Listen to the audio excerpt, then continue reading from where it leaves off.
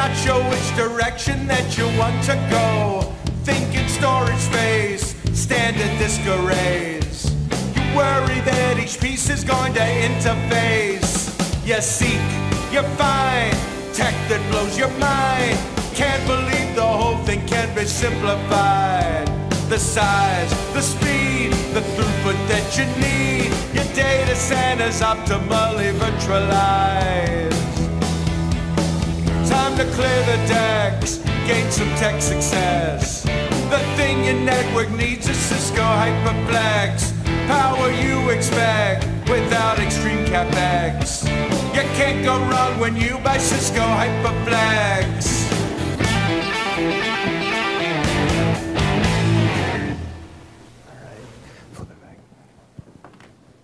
All right, well, welcome to the session. Thank you all for coming. Don't be afraid to come on up front, and we won't bite. There's plenty of room, and there's an iPad to give away, so we got that going for us. My name's Jeremy Foster. I'm the Director of Global Sales for our compute and storage platforms at Cisco. Joining me today, we have Chris Twigg. He's going to cover some things on HyperFlex, as well as Ahmed Dasuki, who's going to talk about some of the exciting integrations that we have around our Nexus platform and NetScaler MAS. So we're trying to figure out how to frame up this session and give you some things to think about. And everyone says, well, you got to talk about HyperFlex, you got to talk about this, you got to talk about that. And oh, by the way, digital disruption, because you got to have digital disruption in all your presentations. And this is the point when 2 or 3 people that are here want to run to the door because we start to cringe when we hear things like digital disruption, and you're expecting me to break out probably 10 or 15 marketing slides to talk about it. I'm not going to do that. And I think what we will say is I do think customers are going through digital disruption, but the reason that we don't necessarily love to think about it that way is because we've seen this before. And the net of it is... Can we use this one? No, this one's working. Okay. It's good. So is that from a compute standpoint, we saw this when we brought the device into our house for the first time, right? We had a PC, we had some software on it. It was an experience that we had in our home. And that was basically a hardware and software integration. And then we saw it again when we got to these phones. These aren't the smartphones. These are the phones that you had like the megawatt battery you had to carry with you, you know.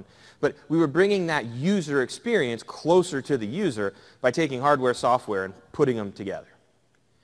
And when we look at what Cisco and what Citrix are doing together, what we're really trying to do, hopefully what we can show you today, is some instances of how we're working at an engineering level to pull together hardware and software solutions that make our jobs easier. They make us be able to do the things that your administrators and bosses are all asking us to do, right? Which is you need to be able to build and things faster, but you need to actually have better security than we do today. That's tough. And then the other one is, of course, well, we don't have a bigger budget. You don't have more resources. But at the same time, all I need you to do is provide a better user experience. So if you can do those two things, you're golden, right? That is not a small task. And so what we need to do, I think what you'll really see here is, you know, Citrix brings the best application delivery mechanisms in the business. And Cisco brings some really good hardware and technology and software on top of that technology that we can integrate together to bring together solutions. So this is what our Cisco customers oftentimes are telling us. Hey, we have a lot of hardware. We have networks hardware. We have compute hardware from you guys. We have storage technologies, things like HyperFlex. But that's not really enough, right? We need to modernize this infrastructure, and at the same time, we need to automate it in a much more effective way. And what Cisco we really talk about there is policy. So the thing to take off this slide is, what does policy mean? Policy is simply our way of saying this is the software instantiation of letting an application be able to talk to the underlying hardware. So we abstract what we need to with the hardware, and that is policy, okay? And then from there, if we've got policy, we can build some great private clouds. But that's not enough either. We need to be able to extend that out to the public cloud and take that policy in this multi-cloud world from on-prem, off-prem, and we have a whole set of tools and things that we're not going to go into all of today, but we want to be able to extend that policy. You'll see how we do that and how we've even integrated the policy with things like NetScaler. And then from there, obviously security is something embedded in everything that we do. And then something you'll see about Tetration Analytics is that it actually can wrap everything we do with analytics so we can get rich data about what's going on, not only in your internal private cloud, but as it goes all the way out to the public cloud.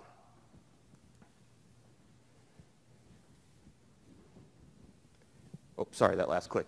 Now, what we wanted to do is try and frame this up in 3 real-world kind of scenarios for you today. So the first one that we're going to talk about is application desktop virtualization, and how do we solve the problem of taking a VDI environment and not just deploying it on day 1 for 250 users, but how do I scale it really, really effectively and make sure that my users have a great experience. The second one we're going to talk about is that integration between Citrix NetScaler and MAS, and what we're doing there. We're actually going to demo that for you so you can see it deployed and see some of the simplifications there. And then we're also going to touch on how does that tie into Cisco's tetration analytics and the security of the overall platform as you deploy it as well. So in order to do that, we wanted to give you a little bit of a scenario that this is a fictitious company. There's no one really named Mountain Valley Health. But surprisingly, there's a lot of people called Mountain Valley, which I thought would be somewhat of a little play on words. But hey, there's businesses out there called Mountain Valley.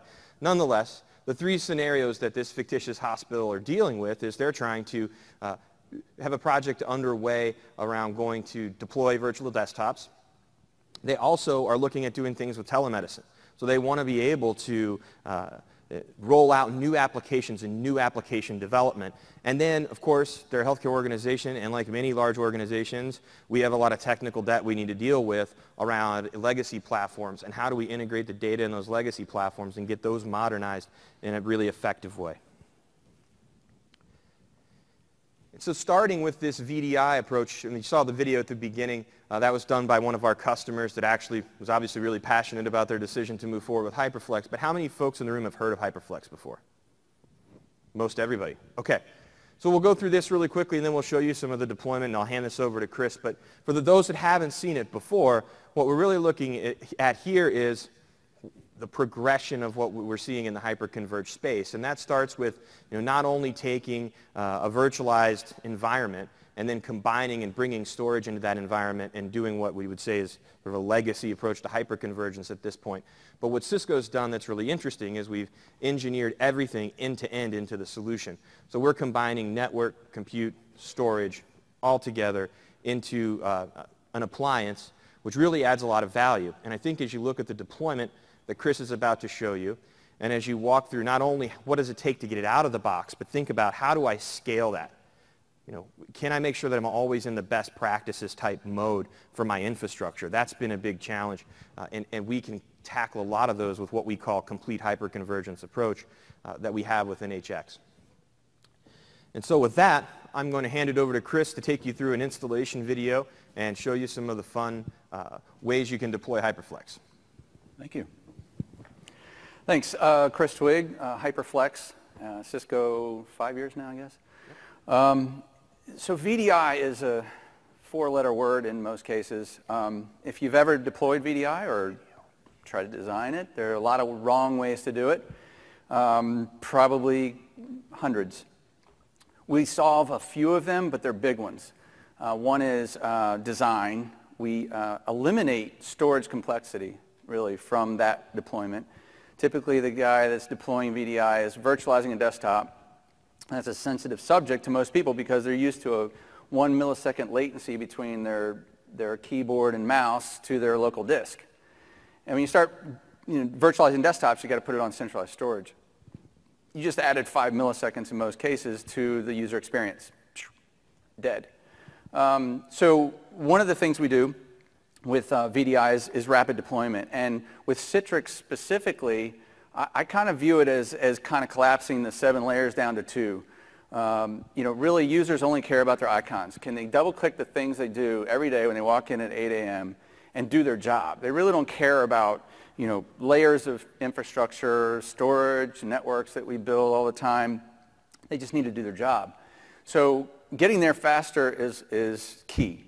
So if we can take the bottom 6 layers, I guess, or 4 layers, and collapse them and automate them and simplify them dramatically, then you get your applications out faster.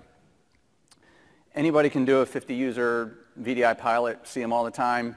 Going from 50-user pilots which you can probably run on a laptop or probably even a smartphone at this point, to 5, 10, 20, 30,000 users, which really is where you're starting to get your economies of scale, is a different story. So if you can do that seamlessly, one node at a time, without calling the network guys and without re-architecting storage and really not even thinking about RAID sets and IOPS and latency, if we can solve those problems for you, you have a better chance at delivering VDI, which is the whole idea there. A number of reasons, but virtualizing desktops has specific goals.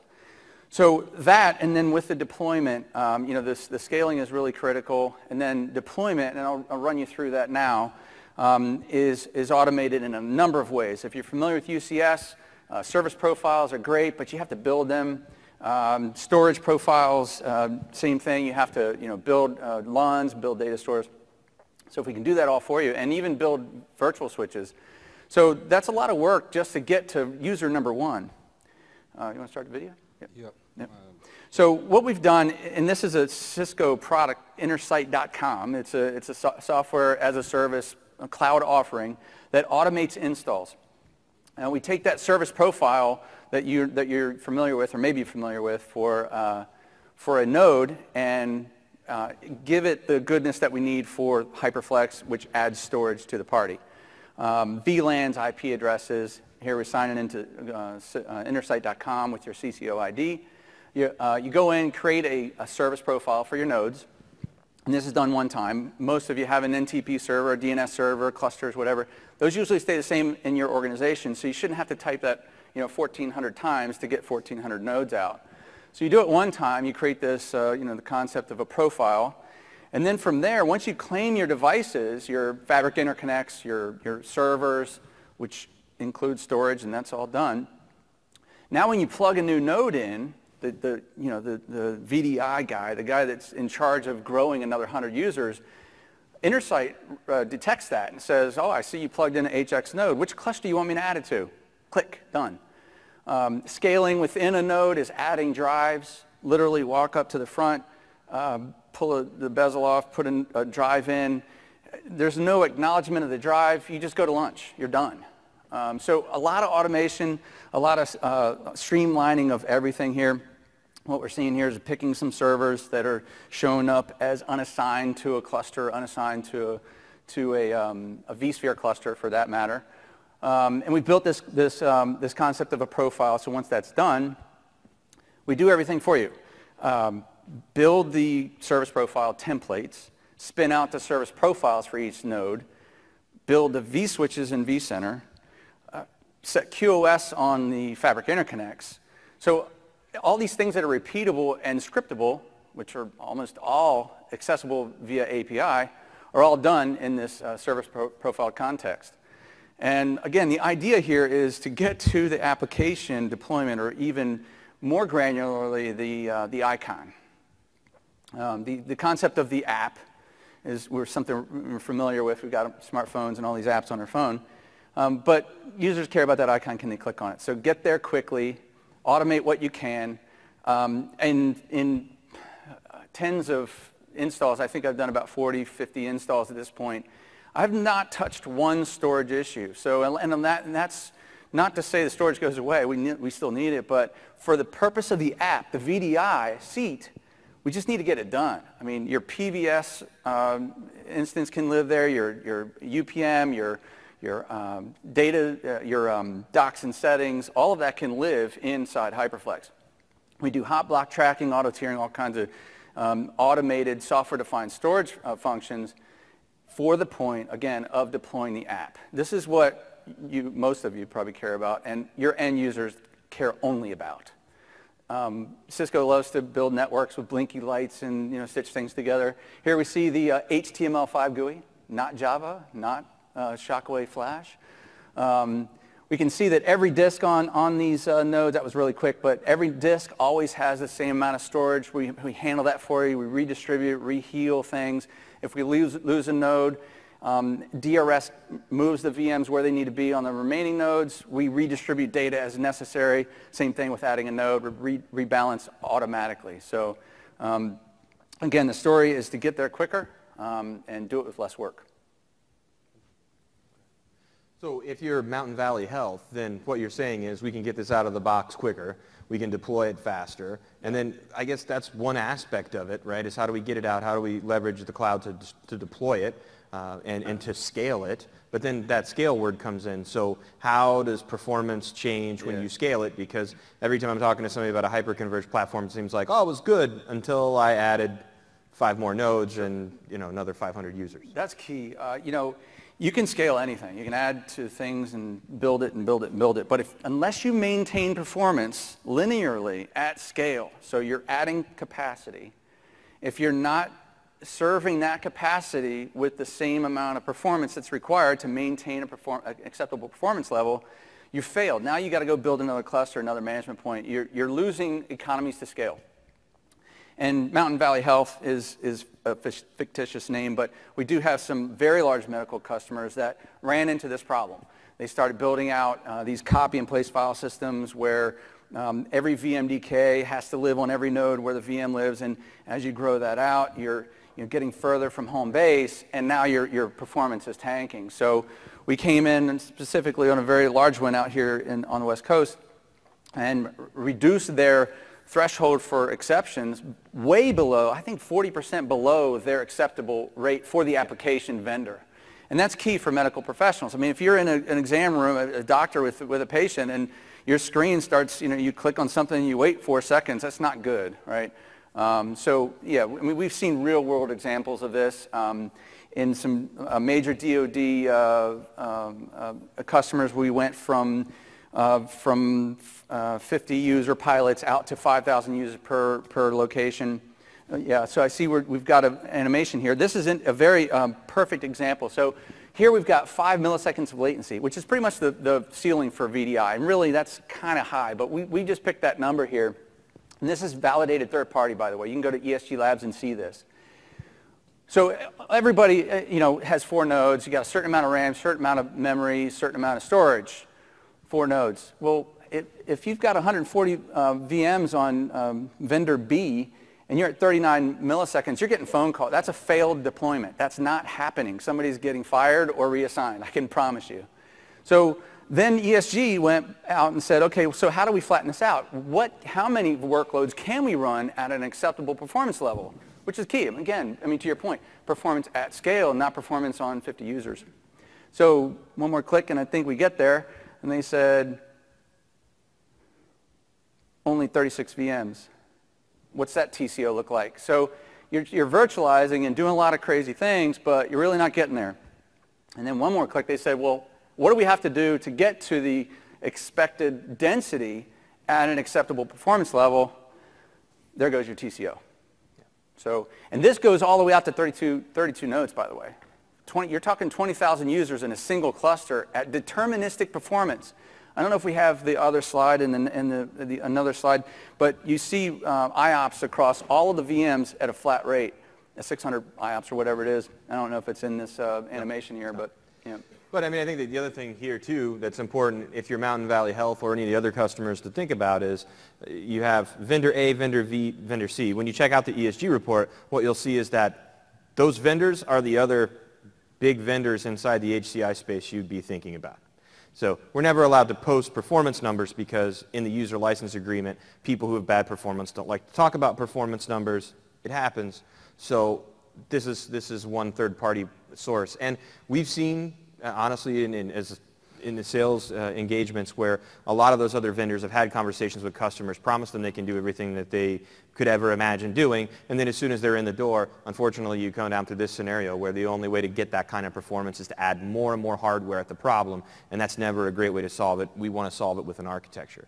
So what you're really saying here is, we can always do these deployments. We can keep them in like a best practice state for Mountain Valley Health so that every little nerd knob inside the system that you saw getting turned stays at the correct setting, whether it was the day you deployed it or the third time after you upgraded it or scaled. By policy.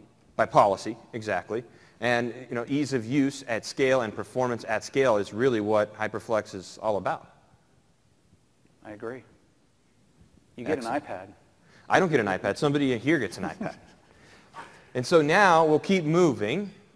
We have about 25 minutes left, and we're going to tackle this next scenario around application delivery networking. And I'm going to turn it over to Ahmed, and he's our senior product manager, and he'll take you through what's going on with this. Thank you, Jeremy. I have one.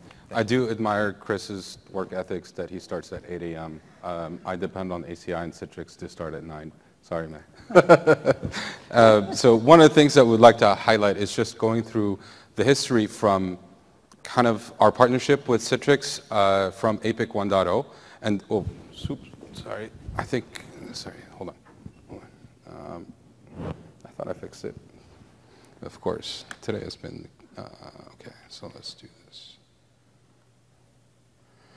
Sorry. Any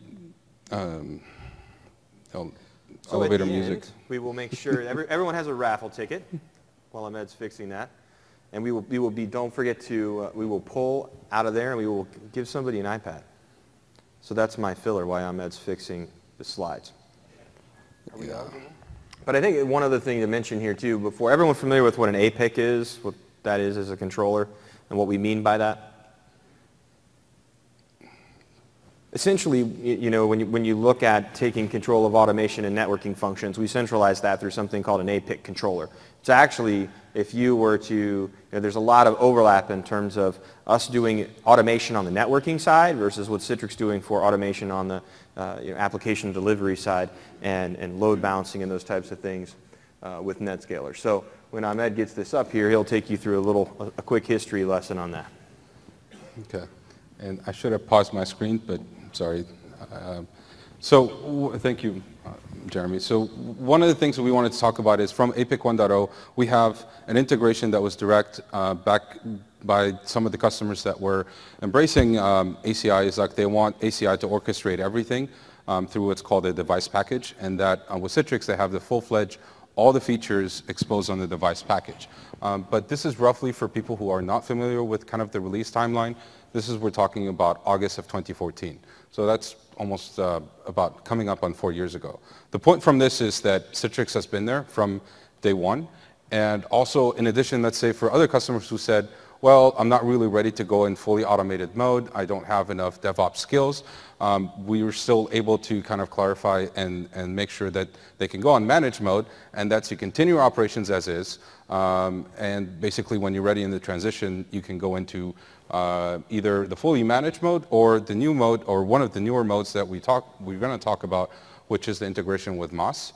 And kind of that's a hybrid solution. And that is when you start depending on stylebooks from MOS and you start templatizing from MOS. So from the APIC administrator, all that I need is just the template name.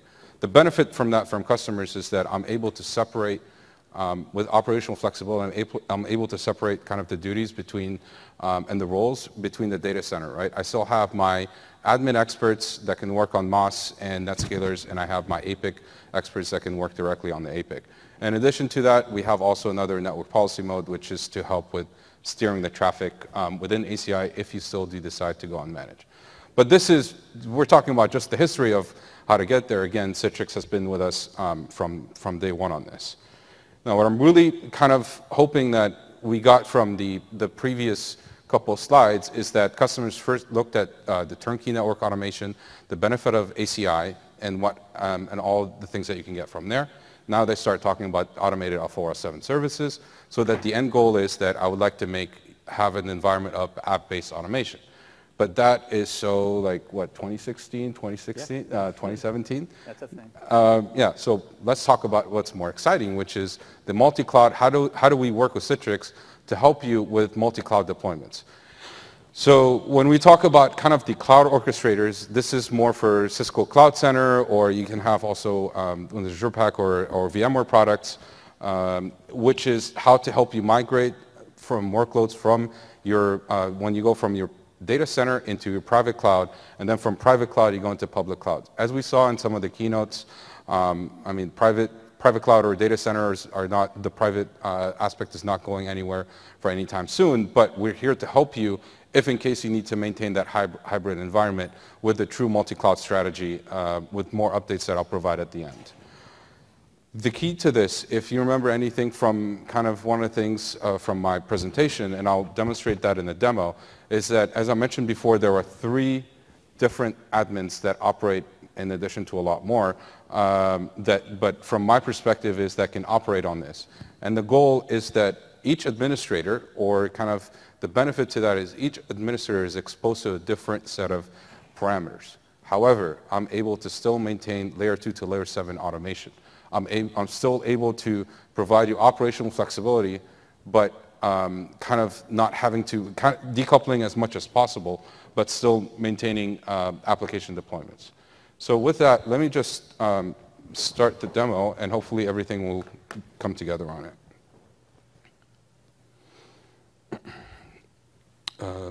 I'm going to pray again to the demo gods because There's no need to do that. they have not been nice to me today.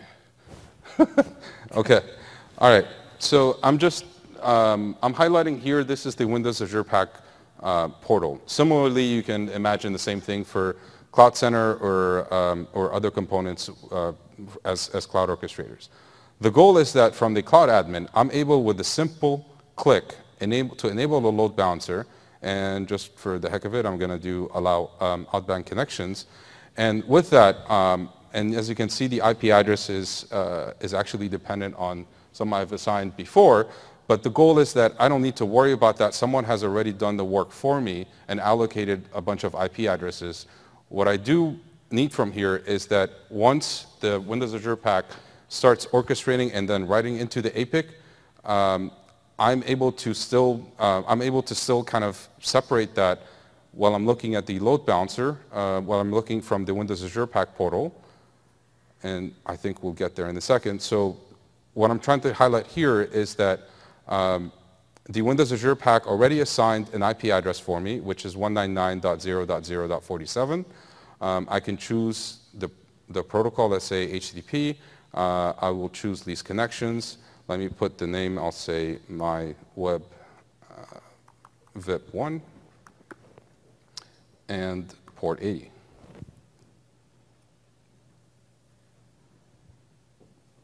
So what I'm trying to do from there now is that, and this is writing back into ACI, and I'll kind of provide that in a second, where we can see what I'm trying to do. The point that I'd like to highlight from here is that you can have multiple deployments. You can have one arm, and I'm just letting the automation run in the background. We'll get back to that in a second. You can have one arm, you can have two arm, or you can have basically when you enable ASA and NetScaler together.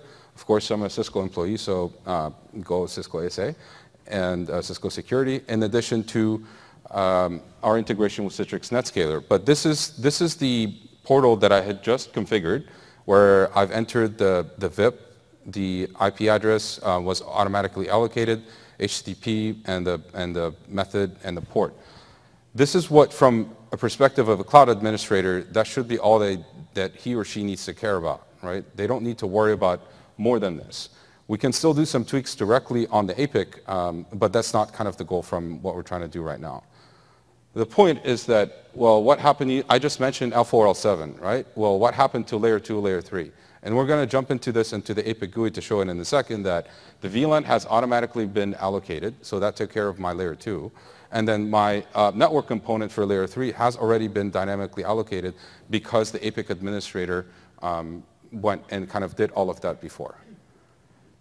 So at the end, this should be as simple as the things that are configured on the APIC GUI, which is the IP address, support, and everything that I've shown before on the APIC, which should translate into the NetScaler if anyone wants to see on that.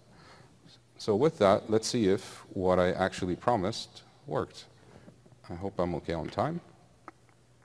You've got time. So what you're actually going to show us here is the fact that you made a change in the web portal for Azure that was actually, that policy was then replicated throughout NetScaler's infrastructure as well. Yes. And configuration settings. And that's exactly what I can go back here and show that this is my web, and I just did with a simple clicks of enable load balancer and configure it and added the VIP information.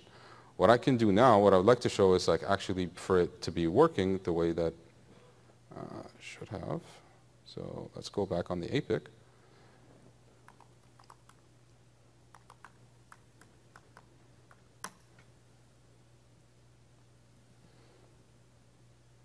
Okay.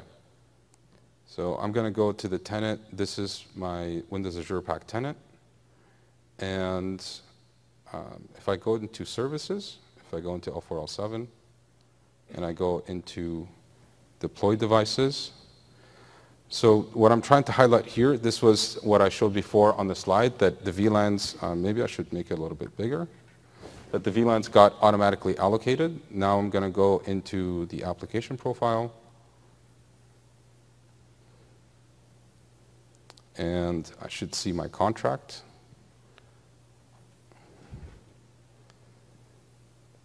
So this is what Windows Azure Pack wrote into the APIC, and then I have my cloud of L4, L7. So I'll showcase that this is what's called the service graph. So you have your consumer, your provider, and lastly, if I can show the VIP that has been deployed, and I'll actually show it working. So as we saw in the kind of the slides before, this actually happened in a very simple way, that my VIP address 199.0.0.47 with port 80 got deployed directly on the APIC without me doing anything on the APIC. If I still want to make modifications, I can, now I'm like on the APIC land and I can do more directly from the device package.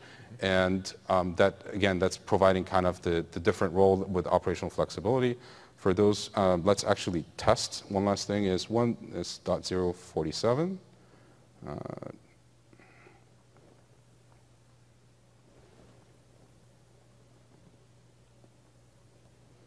Okay, so this was before 199.0.0.47. Come on, please, please, please, please. Oh, thank God. Okay, all right. So this is basically just highlighting the entire flow, going from Cloud Orchestrator to the APIC to Citrix NetScaler, which I think I still haven't showed. I can show it in just a second, and it won't take, shouldn't take much time. So what I can do here, and this is directly showing on the Citrix, I think, sorry, it's a little bit not clear, but this is showing directly for me logging onto the Citrix NetScaler, and I have my VIP that has been deployed. So you can hopefully see the entire flow going from Cloud Orchestrator again all the way down to the Citrix NetScaler. With that, I think my demo should be done. And let's go back to here. All right, thank you, Jeremy. No, thank you, and it worked. You didn't need the demo gods at all. So what you really showed there, though, is that you could start at the top, make a change, and push that down. In this case, Azure, but I mean, in theory, you could do any one of the clouds, right? Yeah, any one of the cloud orchestrators. This is to help you with workloads to kind of move from on-premises to public cloud, and then we are also wanted to highlight. Also had a slide for it, that we are going with APIC on the cloud towards the end of this year. So we can have cloud orchestrators orchestrating to APIC on the cloud. And the goal from all of this is that I want to make it very simple, right? One is I want the user experience, which has been the main focus on all the Citrix Synergy presentation that I've been seeing. But then two is how to help you deploy or decommission or manage resources efficiently.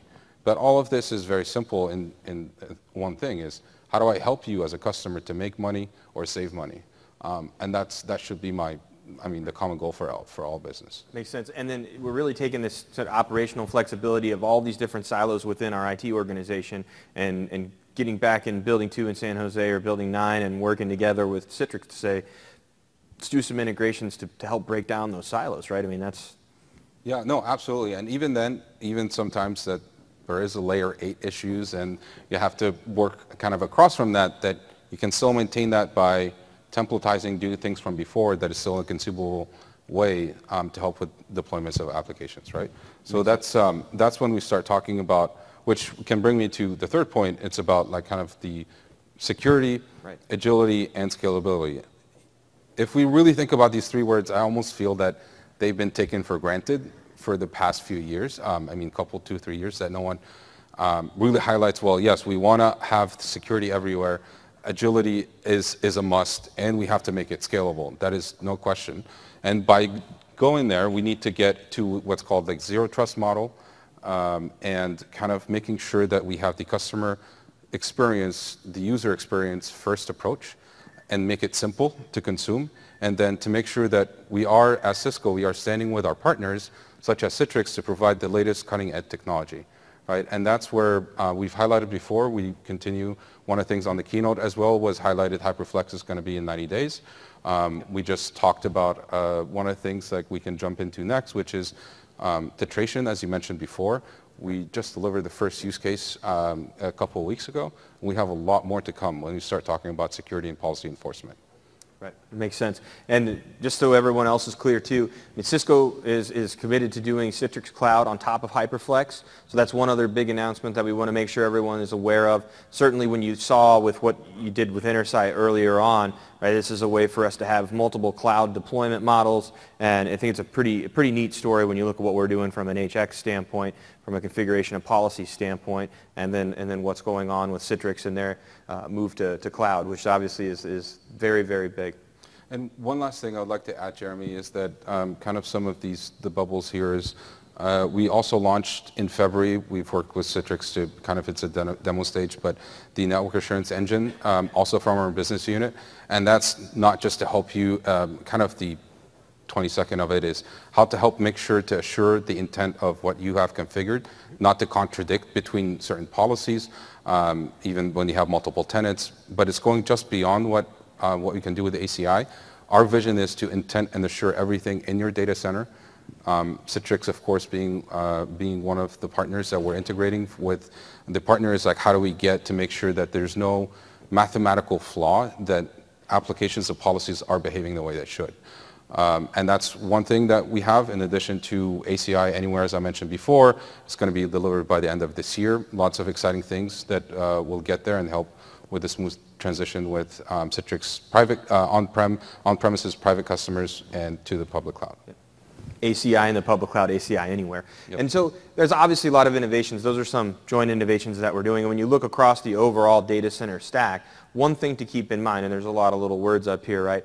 But everyone has different jobs, roles, and responsibilities, and depending on which one of these silos is really important to you, there's probably 2 or 3, 5, 10 different things we haven't gotten to. As you mentioned, Citrix is one of our original go-to-market partners around ACI. We've been doing optimizations with Citrix for a very, very long time, and expect all that to continue. Some things will come out in the form of a CVD around a converged infrastructure or around HyperFlex and so on and so forth. Some things will come around what's going on with NetScaler and ACI.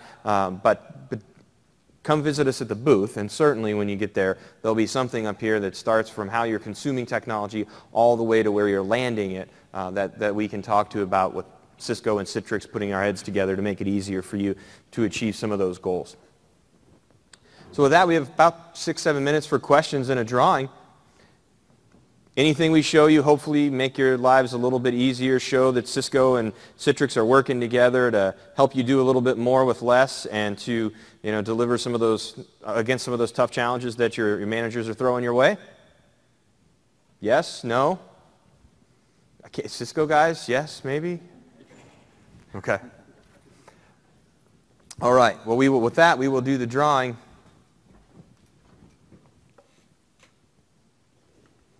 Drum roll, maybe? Maybe play the rock video again.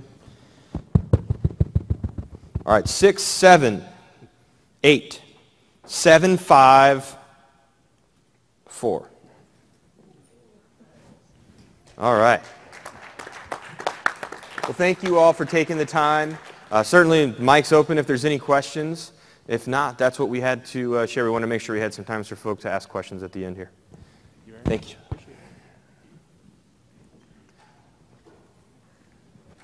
All right, and not feel free to grab us after we hop off stage here, and have a great Citrix Synergy. I want to thank Chris and thank Ahmed for the time, and thank you all for attending.